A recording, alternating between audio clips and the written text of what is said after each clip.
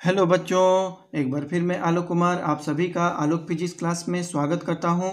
जैसा कि हम लोगों ने पिछले क्लास में बच्चों एक समान वृत्तीय गति के अध्याय को विस्तार पूर्वक हम लोगों ने चर्चा किया था और उसके विभिन्न पहलू पर हम लोगों ने प्रकाश डाला था। तो जो पिछले क्लास में जो वीडियो था बच्चों, उसके संदर्भ में बहुत सारे टॉपिक्स थे। जैसे कि हम लोगों ने पढ़ा था कि किसी वृत्ताकार पथ पर जब वाहन गति करते हैं तो उसका अधिकतम वेग का समीकरण क्या होता है, सड़क को बंकन करने की आवश्यकता क्यों पड़ती है ना। बंकन सड़क में जो हम लोग वाहन का अधिकतम वेग का निर्धारण किए थे, है ना, तो उसमें हम लोगों ने एक बार घर्षण को नगण्य मान लिया था और एक बार घर्षण को साथ लेकर के हम लोगों ने अधिकतम वेग का व्यंजक प्राप्त किया था। साथ ही साइकिल सवार जब वृत्ताकार पथ पर जब गति करते हैं तो वह उदग्र से क्यों झुकते हैं, उसका अधिकतम वेग का क्या समीकरण होता है। तो इन सभी विभिन्न पहलू पर हम लोगों ने प्रकाश डाला था। तो चलिए आज हम लोग नए टॉपिक्स में हम लोग आज विचार करते हैं बच्चों, है कि नहीं, जो कि हमारा ऊर्ध्वाधर वृत्त में गति है ना। तो ऊर्ध्वाधर वृत्त में गति क्या होता है बच्चों, आप लोग अच्छी तरह से जानते हैं कि जब किसी वस्तु को जब हम लोग ऊपर से नीचे की ओर किसी वृत्ताकार पथ पर गति कराते हैं तो उसको हम लोग ऊर्ध्वाधर वृत्त में गति कहा जाता है। तो यहाँ पर हम लोग एक पत्थर को क्या करेंगे, धागा से बांध लेंगे बच्चों और उसे, है ना, ऊपर से नीचे की और वृत्ताकार पथ पर हम लोग गति कराएंगे, है ना। तो आप लोग इस चीज़ को अच्छी तरह से देखें बच्चों, इस लेसन को अच्छी तरह से समझने का प्रयास करें, है ना। मैं सबसे पहले यहाँ पर एक फिगर को बना देता हूँ। इस फिगर में आप लोगों को उस सारा चीज़ को अच्छी तरह से समझा देता हूँ, उसके बाद इसका मैथमेटिकल कैलकुलेशन मैं करना शुरू करूँगा। तो सबसे पहले फिगर जो बनेगा बच्चों वो कुछ इस प्रकार बनता है। ये एक ऊर्ध्वाधर वृत्त है,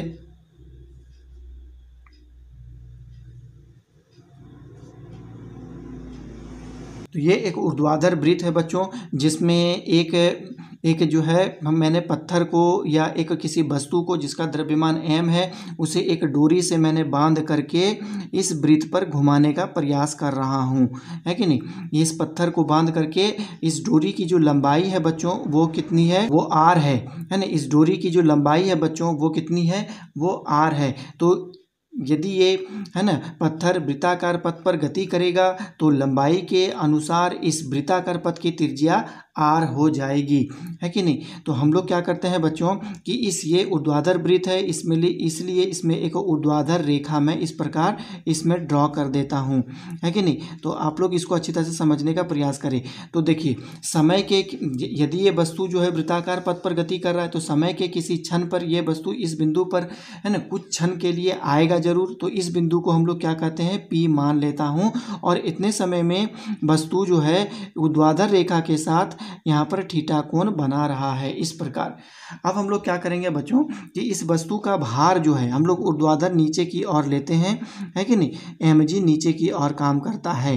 तो अब हम लोग सारी बातों को हम लोग यहाँ पर लिखेंगे बच्चों, उसको समझने का प्रयास करिएगा। देखिए r लंबाई के, है ना, r लंबाई के एक धागा से, है ना, r लंबाई के एक धागा से m द्रव्यमान का, है ना, m द्रव्यमान का एक वस्तु, है ना, एक द्रव्यमान का m द्रव्यमान का एक वस्तु को बांधकर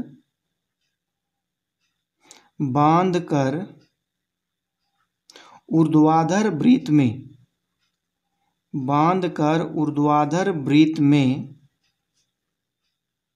है ना, ऊर्ध्वाधर वृत्त में घुमाया जा रहा है। ऊर्ध्वाधर वृत्त में घुमाया जा रहा है। मैंने क्या लिखा कि r लंबाई के एक धागा से m द्रव्यमान का एक वस्तु को बांधकर ऊर्ध्वाधर वृत्त में उसे घुमाया जा रहा है। देखिए समय के किसी क्षण में, देखिए समय के, है ना, समय के किसी क्षण में,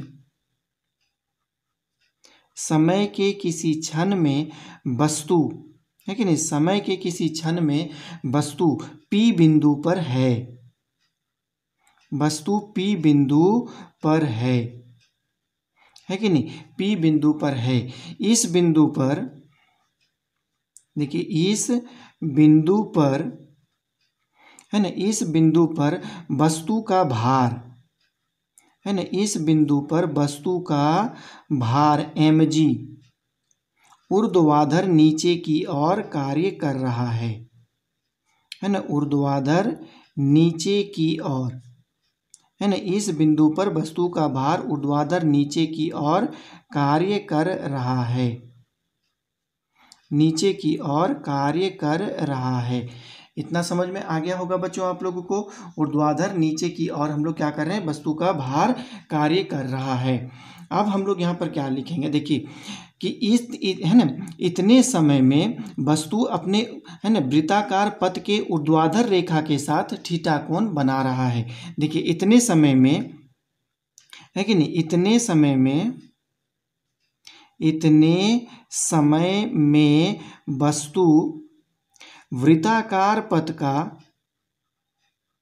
है ना, वृत्ताकार पथ के ऊर्ध्वाधर रेखा, है ना, वृत्ताकार पथ के ऊर्ध्वाधर रेखा के साथ, ऊर्ध्वाधर रेखा के साथ थीटा कोण बना रहा है, थीटा कोण बना रहा है कि नहीं, थीटा कोण बना रहा है इतने समय में। मतलब समय के किसी क्षण पर वो P बिंदु पर होगा, तो इतने समय में जो ये वस्तु है कि नहीं, और वो, है ना, वृत्ताकार पथ के ऊर्ध्वाधर रेखा के साथ जो है वो थीटा कोण बना रहा है।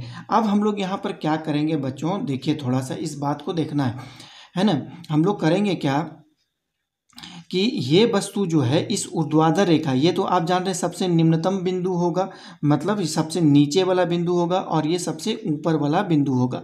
तो ऊपर वाले बिंदु का नाम हम लोग H दे देते हैं, और सबसे नीचे वाले बिंदु का नाम हम लोग L दे देते हैं। मतलब ये सबसे नीचे वाला निम्नतम बिंदु है, और ये सबसे ऊपर ये उच्चतम बिंदु है। अब ये वस्तु यदि ऊर्ध्वाधर वृत्त में गति करेगा तो ये वस्तु निम्नतम बिंदु से कितनी ऊंचाई पर होगी, तो इसके लिए हम लोग यहाँ से क्या करते हैं, एक रेखा इस प्रकार हम लोग इसके साथ मिलाते हैं और मान लेते हैं कि ये निम्नतम बिंदु से h ऊंचाई पर स्थित है। मतलब ये अभी वस्तु जो हो गया वो निम्नतम बिंदु से h ऊंचाई पर होगा। तो ये तो त्रिज्या होगी, तो ये लंबाई कितनी होगी बच्चों, आप लोग जानते हैं ये लंबाई कितनी होगी, r में h को माइनस कर देंगे तो हम लोग को पता चल जाएगा ये लंबाई, मतलब यहाँ से यहाँ तक, इसका नाम O है ना, इसको हम लोग A नाम दे देते हैं बच्चों। तो इस प्रकार भी हम लोग कर सकते हैं, ये ऊंचाई पता चल गया। अब हम लोग कहते हैं देखिए वस्तु इस प्रकार गति कर रही है कि नहीं, तो इस बिंदु पर वस्तु का कोई ना कोई वेग होगा बच्चों, निम्नतम बिंदु पर वस्तु का वेग होगा, तो उस वेग को हम लोग क्या का नाम दे देते हैं, VL। मतलब कि निम्नतम बिंदु पर वस्तु का वेग VL है, और उच्चतम बिंदु पर वस्तु का वेग इधर होगा स्पर्श रेखा के अनुदिश, और इस बिंदु पर वस्तु का वेग हम लोग क्या दे देते हैं, VH।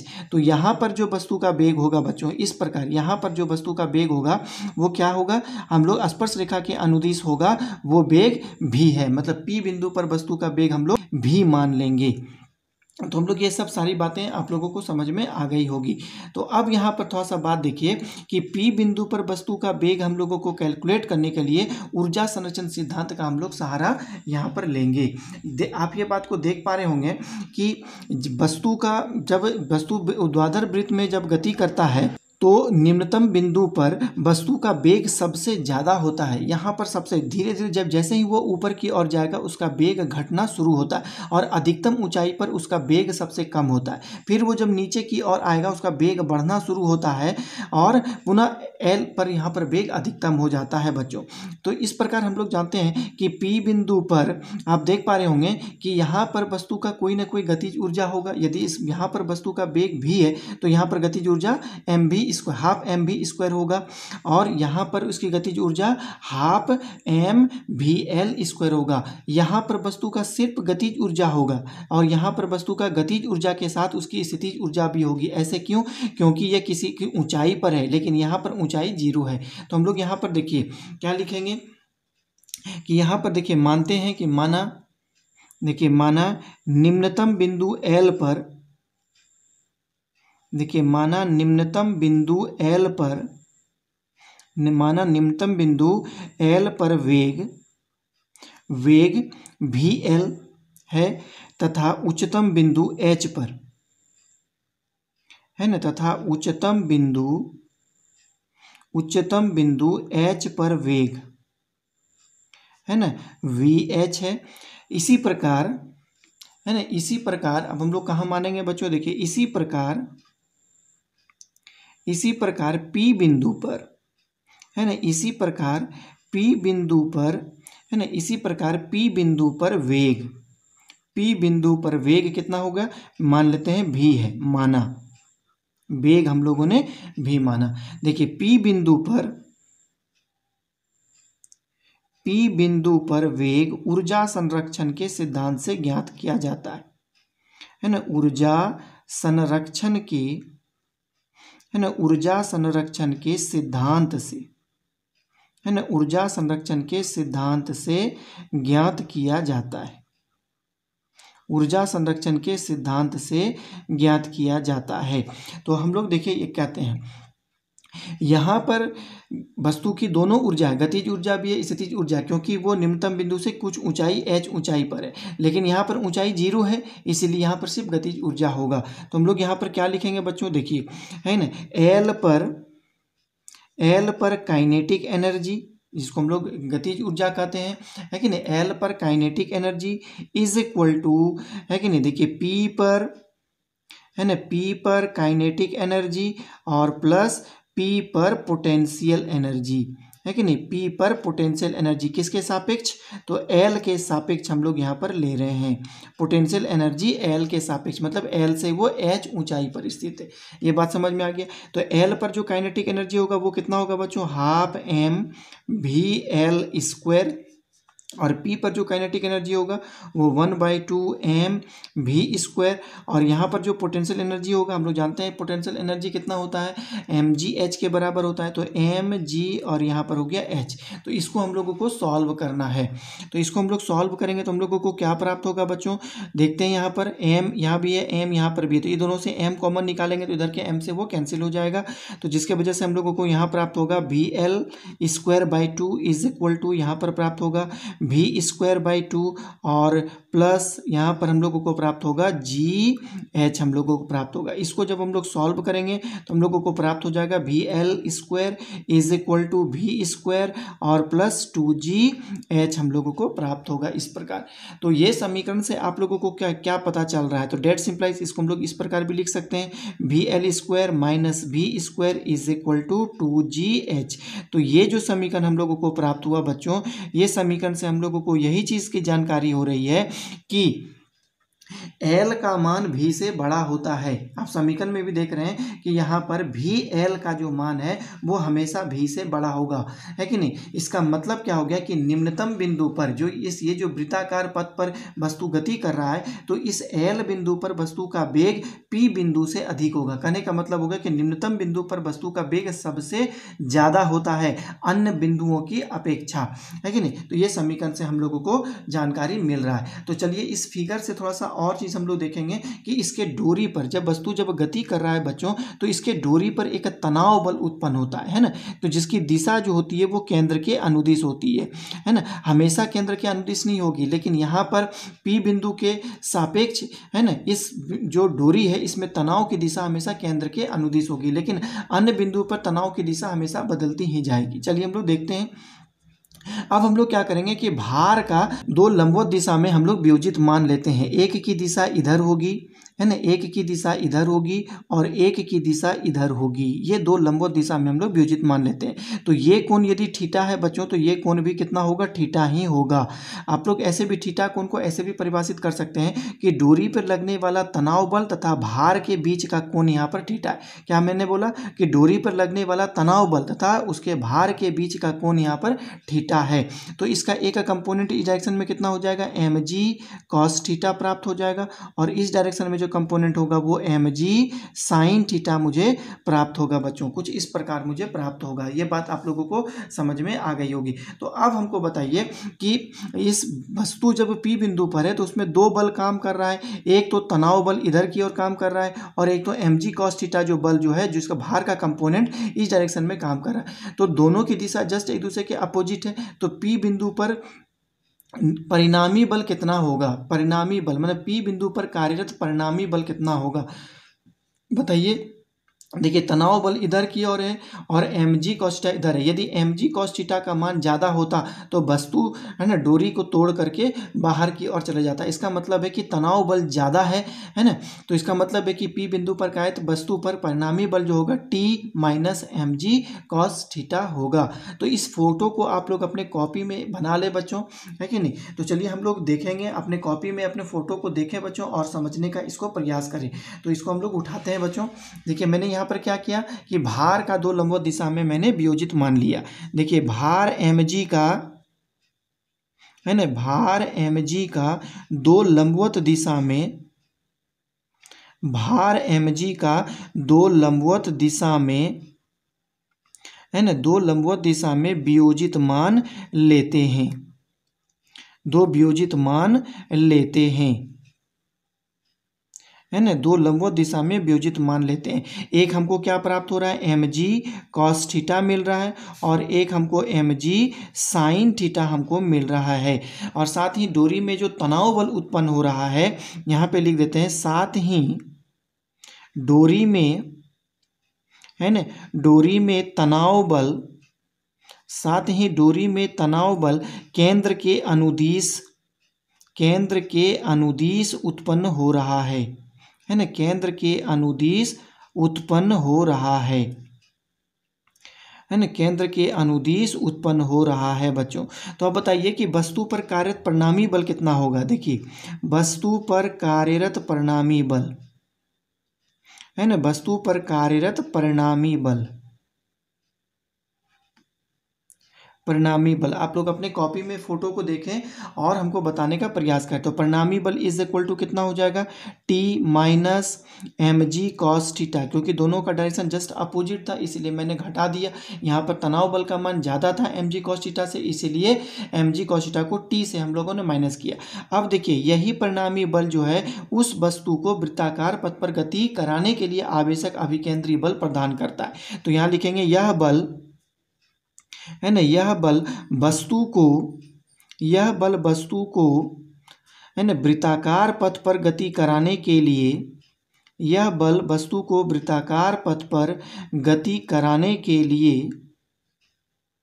है ना, गति कराने के लिए अभिकेंद्रीय बल प्रदान करता है ना, अभिकेंद्रीय बल प्रदान करता है, अभिकेंद्रीय बल प्रदान करता है। तो हम लोग जानते हैं अभिकेंद्रीय बल बराबर कितना होता है बच्चों, तो है ना, तो अभिकेंद्रीय बल बराबर कितना हो जाएगा, तो m v square by r, यानी ये बल कौन दे रहा है, उसको ये दे रहा है T mg कॉस थीटा, यही बल उसको प्रदान कर रहा है बच्चों, तो है ना। तो चलिए हम लोग यहाँ से टी का मान निकाल लेते हैं। डेट सिंप्लाइज कितना हो जाएगा, T is equal to M V square by R, और एम जी कॉस थीटा को उधर ले जाएंगे तो प्लस हो जाएगा, तो एम जी कॉस थीटा। तो ये आपका एक समीकरण प्राप्त हो गया जो कि पी बिंदु पर डोरी पर लगने वाला तनाव बल का समीकरण है। तो इस समीकरण को हम लोग बहुत सारा टॉपिक्स में चेंज भी कर सकते हैं, जैसे कि हम लोग यहाँ से भी का मान निकालेंगे बच्चों समीकरण नंबर 1 से। समीकरण नंबर 1 से आप भी का मान देख रहे हैं, तो इस भी का मान हम लोग यहाँ पर बैठाएंगे, और साथ में ही फोटो से हम लोग कॉस थीटा का वैल्यू को निकालेंगे। तो आप लोग यहाँ पर एक बार फिगर को फिर से देखें अपने कॉपी में, और कॉस थीटा इससे कैलकुलेट करने का प्रयास करें।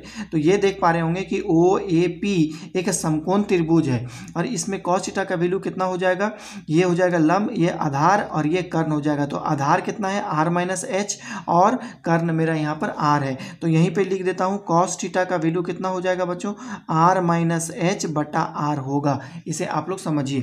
तो चलिए हम लोग सारी बातों को यहाँ पर इस समीकरण में रखेंगे। हम लोगों ने क्या कहा कि भी और कॉस थीटा का मान रखने पर, देखिए भी है ना, भी तथा कॉस थीटा का मान रखने पर, भी तथा कॉस थीटा का मान रखने पर, तो हम लोग रखेंगे तो क्या प्राप्त होगा बच्चों, देखिए t is equal to M, भी का मान यहाँ पर यदि हम लोग रखते हैं बच्चों तो हम लोग को क्या प्राप्त होगा, देखिए भी स्क्वायर को बराबर को उधर कर देंगे और 2g को हम लोग इधर ले आएंगे। तो इसका मतलब इसका मान कितना हो जाएगा, भी एल स्क्वायर और माइनस 2gh, और नीचे में मेरा कितना है बटा आर, और प्लस यहाँ पर भी हो गया एम जी, और कॉस थीटा का वैल्यू हम लोग जो निकाले थे वो कितना था, आर माइनस आर एच, है ना, आर माइनस एच बटा आर। तो इसमें देखिए कॉमन क्या क्या चीज़ है, हम लोग वो चीज़ निकाल लेंगे। यहाँ पर भी देखिए एम बटा आर है ना, यहाँ पर भी एम बटा आर है, यहाँ पर भी एम बटा आर है, तो एम बटा आर को हम लोग इससे कॉमन कर लेंगे। तो हम लोगों को क्या बचेगा, ये बचा भी एल स्क्वायर माइनस 2gh, और यहाँ पर बचेगा plus G R minus H. तो ये समीकरण हमको टी है ना, पी बिंदु पर हमको तनाव बल का मान ये समीकरण हमको दे रहा है। तो इस समीकरण का नाम हम 2 रख देते हैं, इस समीकरण का नाम 2 दे देते हैं बच्चों। तो अब हम लोग जो है आगे देखेंगे बच्चों की और क्या क्या इसमें होने वाला है। तो चलिए हम लोग ये समीकरण, आप लोग अच्छी तरह से इतनी बातें अपने कॉपी में उसे उतार लें, उसके बाद हम लोग नेक्स्ट पेज में हम लोग आगे बढ़ेंगे बच्चों, देखते हैं। चलिए तो अब हम लोग क्या करेंगे बच्चों कि इसका अधिकतम ऊंचाई जो है, फिगर एक बार मैं फिर से यहाँ पर ड्रॉ कर देता हूँ, है कि नहीं। तो देखिए इसे क्या हम लोग करेंगे, एक बार फिगर में यहाँ पर फिर से ड्रॉ कर देता हूँ, आपके कॉपी में होगा ही, मेरे पास भी यहाँ पर होगा। इस प्रकार मैं उतना बड़ा फोटो यहाँ पर नहीं बनाऊँगा, सिर्फ इतना बनाऊँगा कि एच यहाँ पर है और यहाँ पर एल है, इस प्रकार है कि नहीं। यहाँ पर वस्तु यहाँ पर पी बिंदु पर है, ये ऊर्ध्वाधर रेखा है मेरे पास जो कि थीटा कोण यहाँ पर बना रहा है, इस प्रकार। तो अब हम लोग क्या करेंगे बच्चों कि सबसे अधिकतम ऊंचाई और सबसे निम्नतम ऊंचाई पर तनाव बल, डोरी का तनाव बल कितना होगा, ये चीज़ हम लोग निकालेंगे। तो सबसे पहले हम लोग निकालते हैं कि एल बिंदु पर डोरी का तनाव बल कितना होगा। तो चलिए हम लोग क्या लिखेंगे, निम्नतम बिंदु, है कि नहीं, क्योंकि ये सबसे नीचे वाला बिंदु है और सबसे ऊपर बिंदु है। तो यहाँ पर देखिए निम्नतम बिंदु पर,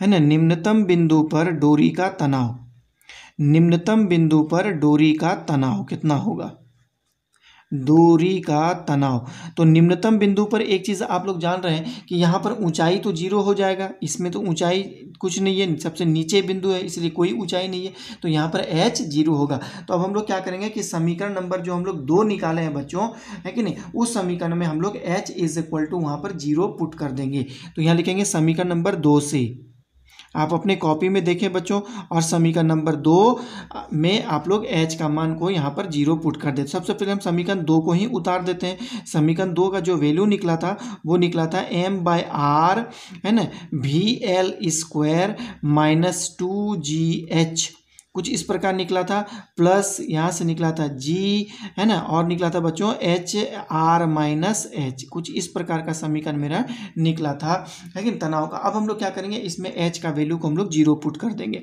तो t इज इक्वल टू कितना हो गया, देखिए m/r, और यहाँ h को हम लोग 0 पुट करेंगे तो ये क्या हो जाएगा, भी एल स्क्वायर, क्योंकि पूरा टर्म 0 हो जाएगा, और प्लस यहाँ जो हमको प्राप्त होगा h बराबर 0 हो गया, g को r से गुना करेंगे, तो मेरा जी आर प्राप्त होगा। तो इसको हम लोग समीकरण नंबर 3 दे देते हैं, जो कि सबसे निम्नतम बिंदु पर डोरी का तनाव बल का समीकरण है। अब हम लोग क्या करेंगे कि सबसे उच्चतम बिंदु पर डोरी का तनाव बल हम लोग निकालेंगे, मतलब इस बिंदु पर। तो आप लोग हमको बता सकते हैं बच्चों कि सबसे उच्चतम बिंदु पर यदि हम लोग डोरी का तनाव बल निकालेंगे तो इसमें ऊंचाई का कितना मान देंगे। तो आप लोग यहाँ तक जान रहे हैं कि यहाँ से यहाँ तक की ऊंचाई तो आर है और यहाँ से यहाँ तक की ऊंचाई भी आर है। इसका मतलब है कि सबसे निम्नतम बिंदु से सबसे उच्चतम बिंदु की ऊंचाई 2r के बराबर होगा, क्योंकि ये वृत्त की त्रिज्या r है, यहाँ से यहाँ तक r है, तो इसका मतलब यहाँ से यहाँ तक ऊंचाई 2r होगा। तो इसको हम लोग ऐसे भी फोटो बना करके लिख सकते हैं, यहाँ से यहाँ तक की ऊंचाई 2r है। तो यहाँ पे लिखेंगे उच्चतम बिंदु पर डोरी का तनाव बल क्या होगा। देखिए उच्चतम बिंदु पर डोरी का तनाव बल है ना, उच्चतम बिंदु पर है ना, उच्चतम बिंदु पर डोरी का तनाव है ना, डोरी का तनाव। तो हम लोग क्या करेंगे, इसी समीकरण में h का मान हम लोग 2r सिर्फ रखेंगे। तो t, तो यहाँ पर एक काम कर देते हैं, ये सबसे निम्नतम बिंदु के लिए लिखे थे इसलिए इसको नाम दे देते हैं TL, है कि नहीं। और सबसे उच्चतम बिंदु के लिए निकाल रहे हैं इसलिए इसका नाम दे देते हैं TH इज इक्वल टू, बाहर में है m/r। यहाँ पर देखिए क्या होगा, VL² माइनस 2GH के जगह में हम लोग रख देंगे 2r, प्लस यहाँ हो गया GR माइनस H के जगह में रख देंगे 2r। अब इसको हम लोगों को सिर्फ सॉल्व करना है, तो इसको हम लोग सॉल्व करेंगे तो क्या मिलेगा, देखिए TH इज इक्वल टू, यहाँ मिला m/r। अब देखिए ये हो जाएगा VL², इसको हम लोग मल्टीप्लाई करेंगे तो इधर हो जाएगा 4GR, प्लस ये हो जाएगा GR और इसको मल्टीप्लाई करेंगे तो -2GR यहाँ से प्राप्त हो जाएगा। तो इसको भी हम लोगों को सॉल्व करना होगा। तो TH इज इक्वल टू, यहाँ पर मिला m/r, ये कितना हो जाएगा VL²। देखिए -4GR -2GR, 6GR में एक GR घट गया तो ये हो जाएगा -5GR। तो ये समीकरण हमको सबसे उच्चतम बिंदु पर तनाव के लिए मुझे प्राप्त हुआ। तो ये बातें आप लोगों को अच्छी तरह से समझ में आ गई होगी बच्चों। तो चलिए हम लोग आगे बढ़ेंगे और फिर हम लोग जानने का प्रयास करेंगे। तो अब देखिए सबसे उच्चतम बिंदु और सबसे निम्नतम बिंदु पर दोनों तनाव का अंतर कितना होगा। सबसे निम्नतम बिंदु ये हो गया और सबसे उच्चतम बिंदु पर, दोनों बिंदु पर डोरी का तनाव बल का अंतर कितना होगा। तो यहाँ देखिए निम्नतम बिंदु, देखिए निम्नतम बिंदु तथा उच्चतम बिंदु है ना, निम्नतम बिंदु तथा उच्चतम बिंदु पर तनाव का अंतर है कि नहीं, तनाव का अंतर कितना होगा। निम्नतम बिंदु तथा उच्चतम बिंदु पर तनाव का अंतर, तो बताइए कौन सा तनाव ज़्यादा होगा, इसके बारे में आप लोग बताइए तो बच्चों कि तनाव बल निम्नतम बिंदु पर ज़्यादा होगा कि तनाव बल उच्चतम बिंदु पर ज़्यादा होगा। जब आप ऊर्ध्वाधर वृत्त पर जब आप लोग गति कराते हैं बच्चों, कि सबसे ज़्यादा तनाव बल इसके निम्नतम बिंदु पर होता है, क्योंकि उच्चतम बिंदु पर तनाव बल का मान सबसे कम होता है। क्योंकि जब देखिएगा कि वेग जब आपका यहाँ पर घटता है कि नहीं, जैसे ही ऊर्ध्वाधर वृत्त में वस्तु का वेग को आप घटाना शुरू करते हैं या घटाते हैं या कम वेग से जब वो गति करता है, तो इस बिंदु पर है ना, यदि वेग कम होता है तो वस्तु इस बिंदु पर जैसे ही ऊपर पहुंचेगा और वो वस्तु नीचे की ओर गिर जाता है, मतलब इस बिंदु को पार नहीं कर पाता है। आखिर क्यों पार नहीं कर पाया, क्योंकि वहां पर उसको तनाव बल उसका कम था, जिसकी वजह से वो नीचे गिर जाता है। तो इसका मतलब होगा कि सबसे नीचे निम्नतम बिंदु पर तनाव बल का मान सबसे ज़्यादा होता है ना। तो इस बात को हम लोग यहाँ पर देखेंगे। दूसरी बात भी होती है कि सब उच्चतम बिंदु पर सबसे ज़्यादा वेग यहाँ पर होता है, सबसे ज़्यादा वेग यहाँ पर होता है, इसलिए तनाव बल यहाँ पर ज़्यादा होगा, और सबसे कम वेग सबसे उच्चतम बिंदु पर होता है, इसलिए सबसे कम तनाव बल यहाँ पर होगा। इस प्रकार भी आप लोग इसको समझ सकते हैं। तो यहाँ पर क्या लिखेंगे, देखिए TL माइनस TH, तनाव का अंतर हम लोग निकाल रहे हैं बच्चों, है ना। तो सब TL का वैल्यू कितना हो गया, यहाँ पर हम लोग लिखेंगे m/r, यहाँ से देखिए कितना हो गया VL² प्लस यहाँ पर हो गया GR। अब ये माइनस हो गया, TH का वैल्यू यहाँ पे रखेंगे तो ये कितना हो जाएगा m/r VL² माइनस 5GR। इसको हम लोग सॉल्व करेंगे तो यहाँ पे भी m/r है, यहाँ पर भी m/r है, तो m/r को हम लोग कॉमन कर लेंगे। अब इसको हम लोग सॉल्व करेंगे तो VL² और प्लस यहाँ पर GR होगा, माइनस अंदर हो जाएगा तो माइनस VL², ये कितना हो जाएगा 5GR हो जाएगा। तो VL² कट गया और ये कितना हो जाएगा m यहाँ पर हो गया अब बटा r। देखिए 5GR में एक GR को ऐड कर दिए तो ये हो गया 6GR, तो यहाँ से भी आर आर कैंसिल हो जाएगा, तो यहाँ से कितना मिलेगा, देखिए 6, यहाँ पर हो गया mg। इसका मतलब है कि उच्चतम और निम्नतम बिंदु पर जो तनाव का अंतर होता है वो 6 mg के बराबर होता है। 6 mg मतलब TL माइनस हम लोग यहाँ पर करेंगे TH, तो ये हमको क्या प्राप्त होगा, 6 mg के बराबर हमको प्राप्त होगा, दोनों बिंदु पर तनाव का अंतर। ये तो तनाव बल निकला बच्चों। अब हम लोग यदि ज्ञात करना चाहते हैं कि सबसे उच्चतम बिंदु पर है ना उसका वेग कितना होगा, सबसे उच्चतम बिंदु पर उसका, इस बिंदु पर कण का वेग कितना होगा, वस्तु का वेग क्या होगा, निम्नतम बिंदु पर वस्तु का वेग क्या होगा, तो इसके लिए हम लोगों को कोई कंडीशन हम लोगों को यहाँ पे रखना होगा। मैंने आप लोगों को पहले भी बताया बच्चों कि उच्चतम बिंदु पर है ना, इस बिंदु को ऊर्ध्वाधर वृत्त में गति करते हुए वस्तु इस बिंदु को तभी पार कर सकता है जब उसका तनाव बल उसमें ज़्यादा होगा, क्योंकि तनाव बल जैसे है ना, वस्तु का वेग यहाँ पर जैसे ही घटता है डोरी का तनाव बल घट जाता है और जिसके अधीन वो नीचे की ओर गिर जाता है और इसको पार नहीं कर पाता है। तो तनाव बल यहाँ पर पॉजिटिव होना चाहिए, धनात्मक होना चाहिए, मतलब 0 से बड़ा होना चाहिए।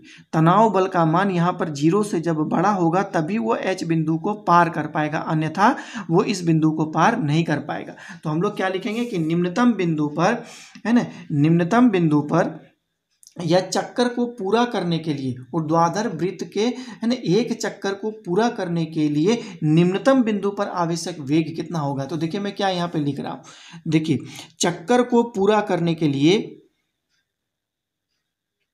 है ना, चक्कर को पूरा करने के लिए, चक्कर को पूरा करने के लिए है ना, निम्नतम बिंदु पर, चक्कर को पूरा करने के लिए न्यूनतम बिंदु पर या निम्नतम बिंदु पर वस्तु का न्यूनतम वेग है ना, वस्तु का न्यूनतम वेग कितना होगा इसके बारे में हम लोग जानेंगे। देखिए चक्कर को पूरा करने के लिए, तो चक्कर को पूरा करने के लिए आप लोग को मैंने पहले बताया कि अधिकतम ऊंचाई पर H बिंदु पर क्या होना चाहिए, तनाव का धनात्मक होना चाहिए, मतलब TH पॉजिटिव होना चाहिए। पॉजिटिव का मतलब 0 से बड़ा होना चाहिए। तो अब हम लोग यहाँ पर क्या करेंगे, TH का जो वैल्यू हो गया उसको हम लोग 0 से बड़ा करेंगे। देख पा रहे हैं यहाँ TH का वैल्यू समीकरण 4 है, इसका मान क्या होगा, 0 से बड़ा होगा। तो चलिए उसको हम लोग 0 से बड़ा करके देखते हैं। तो आप लोग अपने कॉपी में देखें जो आप लोग समीकरण को उतारे हैं बच्चों, है ना, समीकरण 4 का प्रयोग करें और इसको हम लोग 0 से बड़ा कर देंगे। तो ये m/r हो गया, इधर क्या होगा, देखिए BL² minus 5GR greater than यहाँ पर हो गया 0। तो यहाँ से देखिए m/r तो कभी 0 हो नहीं सकता, तो यहाँ पर हम लोग लिखेंगे कि m/r not is equal to 0। तो ये 0 कौन होगा, तो ये टर्म 0 होगा। तो यहाँ लिखेंगे डेट सिंप्लाइज, तो BL² माइनस हो गया 5GR ग्रेटर देन 0। 5GR को हम लोग बराबर के उधर कर देंगे। तो यहाँ पर क्या हो गया, BL² है ना ग्रेटर देन, इक्वल टू भी अब ऐसे कर सकते हैं, इक्वल टू, और यहाँ पर हो गया रूट अंडर 5GR। तो डेट है ना, यहाँ से स्क्वायर को मैंने हटा दिया तब यहाँ से रूट आ गया, डायरेक्ट मैंने यहाँ पे किया। तो कहने का मतलब ये समीकरण से हमको क्या पता चल रहा है कि VL जो न्यूनतम बिंदु पर वस्तु का वेग है उस स्थिति पर है ना वस्तु का मान जो है ना, वस्तु का वेग का मान रूट अंडर 5GR से बड़ा होना चाहिए। यदि निम्नतम बिंदु पर वस्तु का वेग, आप यहाँ पे देख पा रहे हैं वृत्त है, निम्नतम बिंदु पर वस्तु का वेग जो यहाँ पर हम लोग VL लिए हैं, इस बिंदु पर वस्तु का वेग VL का मान हमेशा किससे बड़ा होना चाहिए, रूट अंडर 5GR से बड़ा होगा। यदि इस बिंदु पर L बिंदु पर यदि वेग रूट अंडर 5GR से बड़ा होगा तभी वो इस चक्कर को पूरा कर पाएगा। यदि वो 5GR से बड़ा नहीं होगा, है कि नहीं, यदि 5GR से छोटा है तो इसका मतलब है कि वो इस चक्कर को पूरा नहीं कर पाएगा। इस बात को आप लोग ध्यान में रखिएगा बच्चों। तो इसे आप लोग अच्छी तरह से समझ पाए होंगे। कहने का मतलब मैं इस लाइन में एक लिख देता हूं कि देखिए चक्कर को पूरा करने के लिए, है कि नहीं, चक्कर को पूरा करने के लिए, है कि नहीं, चक्कर को पूरा करने के लिए न्यूनतम बिंदु पर या निम्नतम बिंदु पर, है ना, निम्नतम बिंदु पर, है ना, निम्नतम बिंदु पर वस्तु का वेग, निम्नतम बिंदु पर वस्तु का वेग रूट अंडर 5GR से बड़ा होना चाहिए, से बड़ा होना चाहिए बच्चों। तो इस बात को आप लोग अच्छी तरह से समझने का प्रयास करें। ये तो हो गया था सबसे निम्नतम बिंदु पर। अब हम लोग सबसे उच्चतम बिंदु पर वस्तु को देखेंगे कि एच बिंदु पर वस्तु का कितना वेग होना चाहिए, न्यूनतम से न्यूनतम कितना वेग होना चाहिए, ताकि, है कि नहीं, वह इस बिंदु को पार कर सके। हम लोग तो देखें कि चक्कर को पूरा करने के लिए उसका वेग निम्नतम बिंदु पर √5gr से बड़ा होना चाहिए, लेकिन उच्चतम बिंदु पर उसका कितना वेग होना चाहिए, चलिए ये बात हम लोग जानने का प्रयास करते हैं। तो यहां पर देखेंगे, देखिए उच्चतम बिंदु पर, है कि नहीं, यहां पर अलग चीज है, इसी में टॉपिक्स देते हैं कि उच्चतम बिंदु पर, है ना, उच्चतम बिंदु पर वस्तु का न्यूनतम वेग, है ना, उच्चतम बिंदु पर वस्तु का न्यूनतम वेग कितना होना चाहिए। तो चलिए इसको हम लोग निकालते हैं। तो ये कहाँ से निकलेगा बच्चों, तो इसको हम लोग दिखाएंगे यहाँ से। आप लोगों को पहले ही बताएं कि उच्चतम बिंदु के लिए जो यहाँ से यहाँ तक कि न्यूनतम बिंदु से जो इसकी ऊंचाई है, इसकी ऊंचाई कितनी है बच्चों, 2r है ना। न्यूनतम बिंदु से उच्चतम बिंदु की ऊंचाई 2r के बराबर है, जिसको हम लोग व्यास भी कहते हैं, 2r है। तो चलिए हम लोग समीकरण नंबर 1 का प्रयोग करेंगे, समीकरण 1 से। तो समीकरण नंबर 1 क्या होगा बच्चों, आप लोग अपने कॉपी में देखें और समीकरण 1 को देखने का प्रयास करें। तो समीकरण 1 मेरा कुछ इस प्रकार निकला था बच्चों, VL² minus V² is equal to 2GH, ये मेरा कुछ निकला था। तो यहाँ से हम लोग क्या करेंगे, VL का मान तो हम लोग निकाल ही लिए, VL का मान कितना, √5gr के बराबर, तो VL का वैल्यू यहाँ पर हम लोग रख देंगे। तो डेट सिंप्लाइज VL का वैल्यू रखेंगे तो यहाँ पर कितना होगा, 5gr minus V² is equal to 2GH, H का वैल्यू कितना है यहाँ पर 2r। इसको हम लोग सॉल्व करेंगे तो यहाँ पर कितना हो गया, देखिए 5g। अब यहाँ पर हम लोग उच्चतम बिंदु पर निकाल रहे हैं बच्चों, इसलिए इस v का वैल्यू जो है हम लोग h में कन्वर्ट कर देंगे। तो यहाँ पर हो गया VH, ये VH क्या हो गया, उच्चतम बिंदु पर वस्तु का वेग हो गया, है कि नहीं, समीकरण नंबर 1 का। क्योंकि ये समीकरण जो प्राप्त हुआ था हमको, है कि नहीं, VL² minus V² is equal to 2GH जो प्राप्त हुआ था, ये तो P बिंदु के लिए हम लोग निकाले थे बच्चों, यहाँ पर जब P बिंदु था उसके लिए निकाले थे, लेकिन अब हम लोग यहाँ पर निकाल रहे हैं अधिकतम ऊंचाई के लिए। तो इस ऊंचाई पर हम लोग देखें कि वस्तु का वेग कितना है, तो VH है, तो इसलिए V की जगह में हम लोग VH का प्रयोग यहाँ पर किए। अब है VL का वैल्यू √5gr होता है, स्क्वायर था इसलिए रूट कैंसिल हो गया यहाँ से, माइनस यहाँ पर कितना होगा, VH² इज इक्वल टू 2 दूनी 4 हो जाएगा, है कि नहीं, 4 हो गया। तो रूट देखिए अब कितना होगा, VH², इसको हम लोग सॉल्व करेंगे, इसको बराबर के इधर ले आएंगे, 4gr को इधर ले आएंगे, तो 5gr में 4gr घट गया तो ये हो जाएगा gr। तो डेट सिंप्लाइज VH का वैल्यू कितना हो जाएगा, √gr। इसको हम लोग क्या कहते हैं, क्रांतिक वेग कहते हैं, है कि नहीं, इसको हम लोग क्रांतिक वेग कहते हैं बच्चों, क्रांतिक वेग। देखिए इस वेग को क्रिटिकल वेलोसिटी कहते हैं, देखिए इस वेग को क्रांतिक वेग कहते हैं, है कि नहीं, इस वेग को क्रांतिक वेग कहते हैं।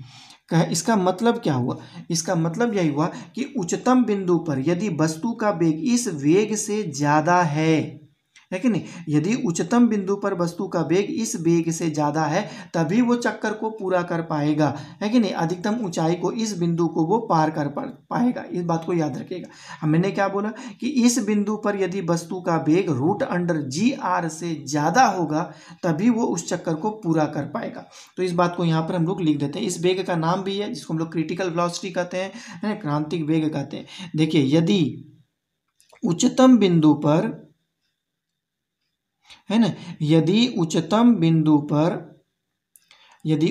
बिंदु पर वस्तु का वेग, है ना, यदि उच्चतम बिंदु पर वस्तु का वेग √gr से ज़्यादा होगा, है ना, √gr से ज़्यादा होगा तो वह चक्कर पूरा कर पाएगा, है ना, तो वह चक्कर पूरा कर पाएगा, है ना, कर पाएगा, तो वो चक्कर पूरा कर पाएगा बच्चों। तो इस बात को आप लोग अच्छी तरह से समझ पाए होंगे बच्चों, है कि नहीं, कि देखिए निम्नतम बिंदु पर वस्तु का वेग कितना होना चाहिए, √5gr के बराबर होना चाहिए, है कि नहीं, इस वेग से ज़्यादा होगा तभी वो चक्कर को पूरा कर पाएगा। और उच्चतम बिंदु पर वस्तु का वेग √gr के बराबर होता है, जिसको हम लोग क्रांतिक वेग भी कहते हैं। यदि उच्चतम बिंदु पर वस्तु का वेग √5gr से कम होगा तो वो चक्कर पूरा नहीं कर पाएगा बच्चों। इस बात को आप लोग अच्छी तरह से जानकारी रखने का प्रयास करिए। तो चलिए हम लोग अब आगे बढ़ते हैं बच्चों। अब हम लोग इस बात को जानने का प्रयास करते हैं। देखिए है ना कि अब तो ये ऊर्ध्वाधर वृत्त में गति कर रहा है, मतलब ऊपर से नीचे की ओर गति कर रहा है। तो अब दोलन मतलब उच्चतम बिंदु पर यदि वो मान लीजिए इस बिंदु को पार नहीं कर पाए, लेकिन उच्चतम बिंदु को यदि वो पार नहीं कर पाए, इस बिंदु को पार नहीं कर पाए, गति करने के दौरान वो इस बिंदु को पार नहीं कर पाए, तो क्या होगा वस्तु का? तो आप देख पा रहे नहीं कर पाएगा तो वो दोलन करना शुरू कर देगा, है कि नहीं। तो अब हम लोग यहाँ पर जानने का प्रयास करेंगे कि दोलन की स्थिति क्या होती है कि नहीं, दोलन की स्थिति क्या होती है, हम लोग इसको जानने का प्रयास करेंगे। तो चलिए हम लोग दोलन की स्थिति को जानने का प्रयास करेंगे। दोलन की स्थिति क्या होगा, तो यहाँ पर देखिए ये बहुत ही इंटरेस्टिंग चीज़ है बच्चों, इसको सभी को जानना बहुत ही आवश्यक है, ज़रूरी भी है। हम लोग इसको अच्छी तरह से पढ़ेंगे। तो यहाँ पे क्या लिखेंगे हम लोग, दोलन की स्थिति। देखिए है कि नहीं, हम लोग जानेंगे दोलन की स्थिति। दोलन की स्थिति, दोलन की स्थिति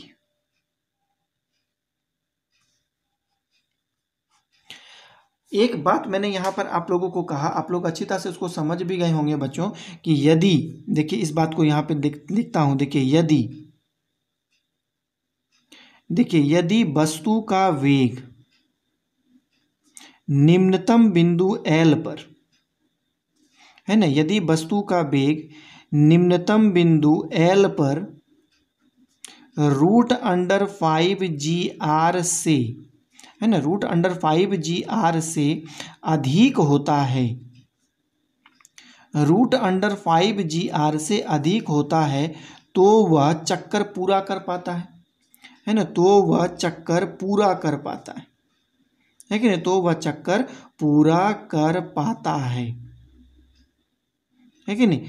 अब हम कहेंगे कि यदि इसका वेग √5GR से कम होगा तो क्या होगा, है कि नहीं। हम लोग यहाँ पर मान लेते हैं कि यदि वस्तु का वेग है ना, यदि वस्तु का वेग √5GR से कम हो, है ना, यदि वस्तु का वेग √5GR से कम हो तो वस्तु दोलन करने लगता है ना, तो वस्तु दोलन करने लगता है। तो अब हम लोग इसका सिचुएशन हम लोग देखेंगे, स्थिति देखेंगे। इसका मतलब है कि यहाँ पर VL का मान कहता है, किसका मान, VL का मान √5GR से यहाँ पर कम होगा, इस प्रकार है कि नहीं, कम हो रहा है, स्मॉलर देन होगा।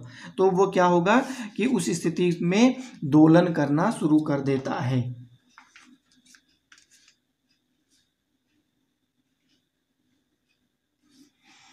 ना।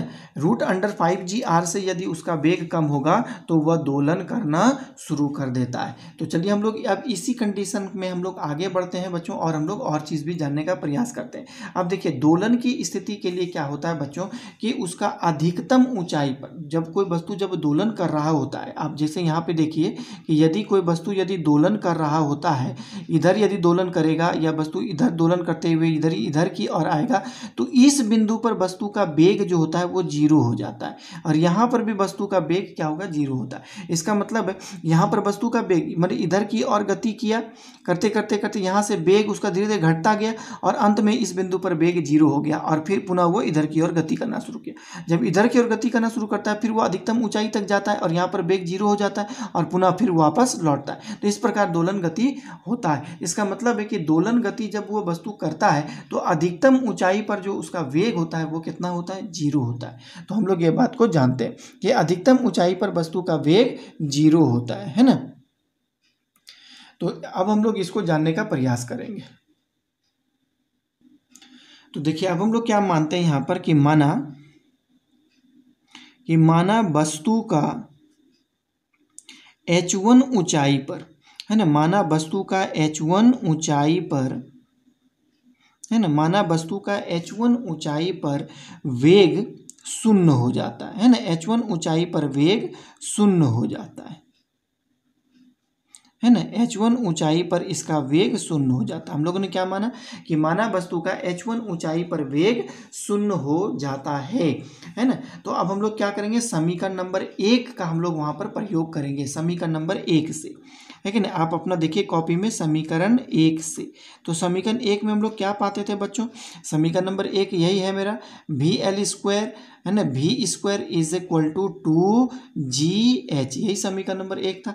तो यहाँ पर हम लोग क्या कहते हैं कि वेग शून्य हो जाता है, निम्नतम बिंदु पर तो वेग शून्य होता है, इसका मतलब है कि यही भी मेरा उच्चतम बिंदु वाला वेग शून्य होता है, तो इसका मतलब यहाँ पर भी मेरा 0 होगा। तो यहाँ पर क्या लिखेंगे, v इज इक्वल टू 0।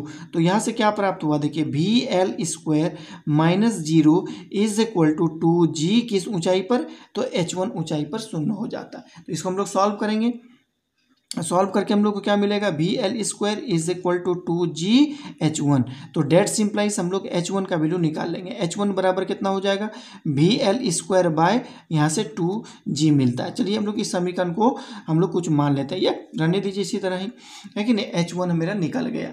तो अब हम लोग यहाँ पे क्या निकालेंगे, अब हम लोग h1 ऊंचाई पर इसका वेग शून्य निकल गया। अब हम लोग मानेंगे कि देखिए जैसे जैसे वस्तु ऊपर की ओर जाता है इसका वेग शून्य हो जाता है बच्चों। तो इसका मतलब है कि और यदि ऊंचाई पर चले जाएगा तो इसका मतलब है कि वस्तु का तनाव बल भी शून्य हो जाएगा। तो हम लोग यहाँ पर क्या मानते हैं कि माना कि वस्तु का h2 ऊंचाई पर तनाव बल शून्य हो जाता है, माना वस्तु का, है ना, h2 ऊंचाई पर, है ना, वस्तु का h2 ऊंचाई पर तनाव बल शून्य हो जाता है ना, तनाव शून्य हो जाता है, h2 ऊंचाई पर तनाव शून्य हो जाता है। इस बात को आप लोग देखिए, तो h2 ऊंचाई पर इसका तनाव जब शून्य हो जाएगा बच्चों, तो हम लोग किस समीकरण का प्रयोग करेंगे, वही समीकरण नंबर 2 का हम लोग प्रयोग करेंगे। तो समीकरण नंबर 2 आप जानते हैं क्या होता है, यहाँ पर मैं एक बार लिख देता हूँ, t is equal to M by R, यहाँ पर क्या हो गया, we L square minus 2gh होता है, ये ब्रैकेट में रहता है, फिर यहाँ पर होता है plus G R minus H, ये समीकरण हमारा होता है। तो यहाँ पर हम लोग को एच के जगह में क्या लिख देना है, सिर्फ हम लोगों को एच के जगह में, है ना, h2 का प्रयोग करना है, और तनाव जो था यहाँ पर मेरा t इज इक्वल टू यहाँ पर 0 है, लिखे ना, h2 ऊंचाई पर तनाव शून्य हो जाता है। तो हम लोगों को t,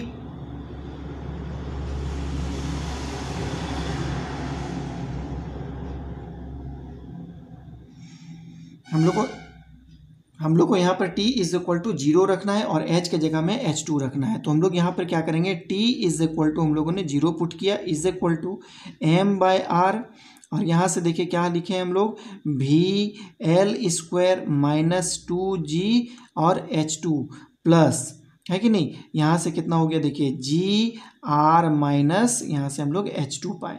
अब हम लोग इसको सॉल्व कर देना है, डायरेक्टली हम लोग इसको क्या करना है, सॉल्व करना है। यहाँ से m by R is not is equal to 0 है, m by R not is equal to 0, तो ये टर्म में मेरा 0 हो जाएगा। इसका मतलब क्या मिला कि देखिए V L square minus 2gh2, है ना। अब इसको हम लोग सॉल्व करेंगे, इधर हो गया मेरा जी आर माइनस, इधर हो गया gh2 इज इक्वल टू 0।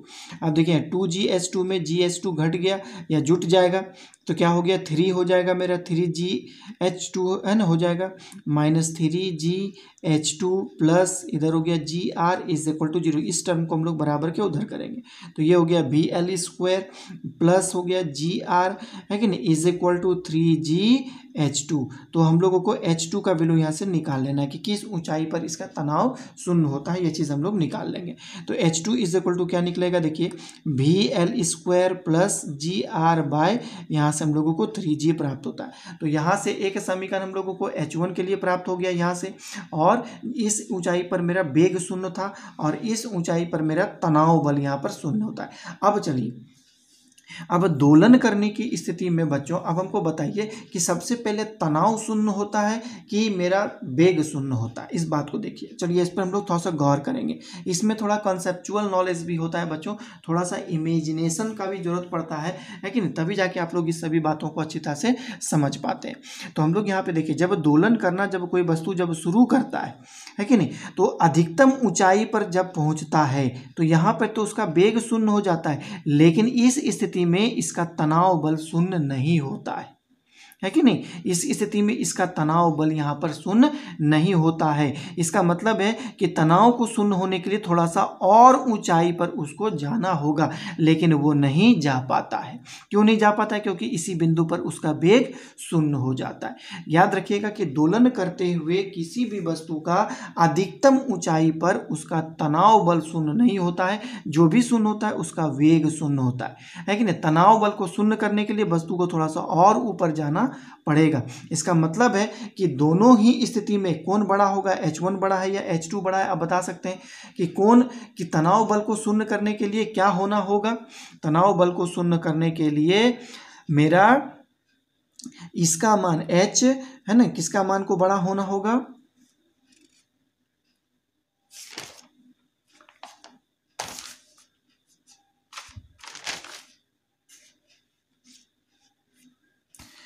है ना। तनाव बल को देखिए, तनाव बल को शून्य करने के लिए H1 से हमको और ऊपर जाना होगा। मैंने आपको फोटो में अच्छी तरह से बनाया कि देखिए कि दोलन करता हुआ वस्तु का H1 ऊंचाई पर वेग यहाँ पर वेग शून्य हो जाता है। तनाव को शून्य करने के लिए हमको इससे और ऊपर जाना होगा, लेकिन वस्तु वहाँ नहीं जा पाता है। क्यों? क्योंकि इसी बिंदु पर वस्तु का वेग शून्य हो जाता है कि नहीं। तो इसका मतलब है कि इस दोनों के बीच में जब तुलना करेंगे कि H1 और H2, तो दोनों में से कौन बड़ा होगा, तो हम लोग जानते हैं यहाँ पर H2 बड़ा होगा H1 से, क्योंकि तनाव को शून्य होने के लिए H1 से और ऊपर मुझे जाने की आवश्यकता होती है ना। तो यहाँ लिखेंगे दोलन की स्थिति में, है ना। देखिए दोलन की स्थिति में, है ना, दोलन की स्थिति में H1 से बड़ा होता है ना, H1 से बड़ा होता है H2। ये बात आप लोगों को समझ में आ गया होगा बच्चों, है कि नहीं। नहीं समझ में आता है तो इसको इमेजिनेशन करना होगा। ये वस्तु दोलन कर रहा है और ये अधिकतम ऊंचाई उसका यहाँ पर है, ये अधिकतम ऊंचाई है कि नहीं। अधिकतम ऊंचाई पर वस्तु का वेग शून्य हो जाता है, और लेकिन तनाव यहाँ पर मौजूद होता है, यहाँ पर तनाव इसका मौजूद होता है ना। तनाव को शून्य करने के लिए इससे और अधिक ऊंचाई पर इसे जाना होगा। इसका मतलब है कि तनाव के लिए हम लोग H2 ऊंचाई माने थे और वेग शून्य होने के लिए H1 माने थे, तो H2 यहाँ पर बड़ा है। तो यही बात हम लोग यहाँ रखेंगे। अब दोनों बातों को यहाँ पे रखेंगे, H1 का भी वैल्यू को यहाँ पे रखेंगे, है कि नहीं। H1 का वैल्यू कितना है बच्चों, देख पा रहे हैं कि VL स्क्वायर प्लस GR/3G है कि नहीं। तो यहाँ से G और G यहाँ से कैंसिल हो जाएगा, तो 3 को इसके साथ मल्टीप्लाई करेंगे तो डेट सिंप्लाइज यहाँ पर 3VL स्क्वायर, और यहाँ से 2 को मल्टीप्लाई करेंगे तो यहाँ से हो जाएगा 2VL स्क्वायर प्लस 2GR हो जाएगा। अब 2VL को हम लोग बराबर के इधर ले आएंगे, 3 से घटेगा तो ये हो जाएगा VL स्क्वायर, है ना, लेस देन यहाँ पर कितना हो जाएगा 2GR, मतलब VL square less than 2GR। अब VL का हम लोग वैल्यू निकाल देंगे तो कितना हो जाएगा √2GR। अब हमको बताइए ये समीकरण से हम लोगों को क्या पता चलता है। इस समीकरण से हमको पता चलता है कि यदि VL क्या है, न्यूनतम बिंदु पर वस्तु का वेग है। कहने का मतलब कि यदि वस्तु का न्यूनतम बिंदु पर वेग 2GR से कम हो, है कि नहीं। आप देख पा रहे हैं ये लेस देन है, छोटा है। इसका मतलब है कि यदि न्यूनतम बिंदु पर वस्तु का वेग √2GR से कम होगा तो वस्तु दोलन करेगा। बात समझे में आया। और पूर्ण चक्कर कब लगाएगा, है ना। पूर्ण चक्कर लगाने के लिए आवश्यक होता है कि VL का वेग √5GR से जब अधिक होता है तब वो एक पूर्ण चक्कर लगाता है, एक पूर्ण चक्कर लगा लेता है कि नहीं। और लेकिन कहता है कि जब यदि उसका वेग VL √2GR से कम होगा तो वो दोलन करना शुरू करता है। कहने का मतलब क्या हो गया, देखिए जब निम्नतम बिंदु पर,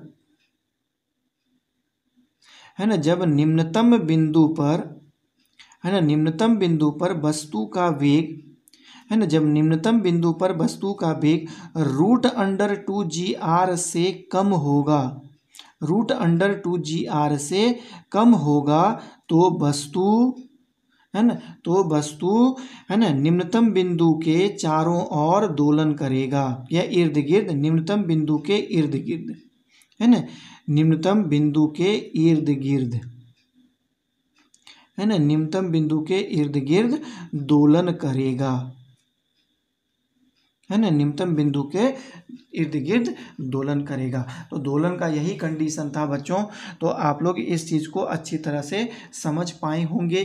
मुझे जहाँ तक संभव है कि ये बातें आप लोगों को सारी बातें कि जब वह ऊर्ध्वाधर वृत्त में गति करता है तो अधिकतम ऊंचाई पर उसका तनाव बल क्या होता है, न्यूनतम बिंदु पर तनाव बल क्या होता है ना, उच्चतम बिंदु को पार करने के लिए मैक्सिमम वेलोसिटी कितना होगा, निम्नतम बिंदु को पार करने के लिए मैक्सिमम वेलोसिटी कितना होगा एक चक्कर लगाने के लिए, और दोलन की स्थिति क्या क्या होती है, ये सारी बातें मैंने आप लोगों को अच्छी तरह से समझाया। यदि आपको ये वीडियो समझ में नहीं आता है बच्चों तो आप लोग इसे दोबारा देखें, दोबारा समझ में नहीं आता है तो इसको और एक बार देखें, है ना। यदि और समझ में नहीं आता है तो आपको जो टॉपिक्स आपको समझ में नहीं आ रहा है उसे आप लोग अपने कमेंट बॉक्स में लिख करके है ना मुझे पहुंचा दें, मैं आप लोगों का समाधान करने का जरूर प्रयास करूंगा। तो आज वीडियो इतना ही रहेगा बच्चों, क्योंकि अब नेक्स्ट टॉपिक से यदि मैं शुरू करता हूं तो समय लगभग 1 घंटा से ऊपर पार हो जाएगा, जो कि हमारे लिए थोड़ा दिक्कत होता है। तो मैं आप लोगों के लिए रेगुलर वीडियो बना रहा हूं बच्चों, आप लोग इसी चीज़ के लिए मेरे वीडियो को ज़रूर लाइक करें। वैसे बच्चे जो हमारे चैनल में आज नए हैं तो उसके लिए मैं यही कहूँगा तो कि सबसे पहले वो मैं है ना पुराने वीडियो को जा कर के देखें। इससे पहले मैंने बहुत सारे वीडियो को है ना बनाया है ना, उसको अच्छी तरह से समझाया है बच्चों, तो उसे आप लोग ज़रूर देखने का प्रयास करें। तो ठीक है बच्चों, आज मेरा वीडियो इतना ही तक ही रहेगा। आप लोग हमेशा हंसते रहें, खेलते रहें, आप लोग हमेशा मुस्कुराते रहें बच्चों, और अच्छी तरह से आप लोग पढ़ाई करें, है ना। आप लोगों को मैं ये वीडियो नॉलेज देने के लिए ही बना रहा हूँ बच्चों। मेरा इंटेंशन यही रहता है कि मैं अपने बच्चों को अधिक से अधिक नॉलेज कैसे दूँ, है कि नहीं। इसलिए आप मेरे वीडियो पर हमेशा बने रहें बच्चों, हमेशा, है कि नहीं। ठीक है, मैं आप लोगों के साथ एक नए टॉपिक्स के साथ अगले दिन उपस्थित रहूँगा जिसका नाम है कॉलिजन, संघात, है कि नहीं। मैं एक नए टॉपिक्स आप लोगों को जिसका नाम है संघात, कॉलिजन, है कि नहीं। दो पार्टिकल्स जब आपस में कॉलिजन करते हैं तो आखिर उसमें कौन कौन सा फेनोमेना, कौन कौन सा इवेंट है ना हमारे सामने आता है, उन सभी बातों को मैं आप लोग तक पहुंचाने का प्रयास करूंगा बच्चों। तो नेक्स्ट टॉपिक्स में आप लोगों के साथ उपस्थित रहूंगा। तब तक के लिए मुझे विदा दें। आप लोगों ने जो इस वीडियो को देखा उसके लिए बच्चों आप लोगों का बहुत बहुत धन्यवाद। Lots of thanks. जय हिंद।